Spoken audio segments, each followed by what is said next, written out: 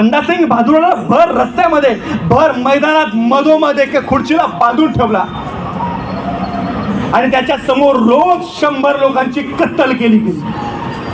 7 दिवस कत्तल चालल्यानंतर बंदासिंग बहादूर झुकला नाही. अरे अवलाद सांगत नाही मी झुकणार याची म्हणत बंदासिंग बहादूर छाती ठोकपणे सांगत होता, मारायचं असेल तर मला मार, जीव घे माझा, पण मी तुझ्यासमोर झुकणार नाही. बंदासिंग बहादुरासमोर 700 लोकांची कत्तल रोज 100 याप्रमाणे आठवडाभर केली. बंदासिंग बहादूर झुकले नाही आणि शेवटचा दिवस आला, 8वा दिवस. कहर केला. 4 वर्षांचं त्याचं पोरग अर्जुन सिंग नावाचं बंदासिंग बहादुराच्या मांडीवरती ठेवलं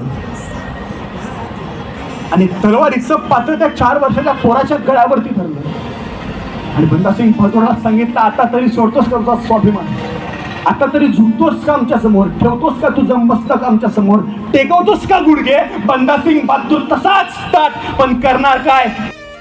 अवलादीनं 4 वर्षांच्या त्या अर्जुन सिंगाच्या कपाळावर आणि गळ्यावर तीच तळपती नंगी तलवार फिरवली आणि त्या 4 वर्षाच्या इंग्लिशा लेकराचं मस्तक धडा वेगळं झालं.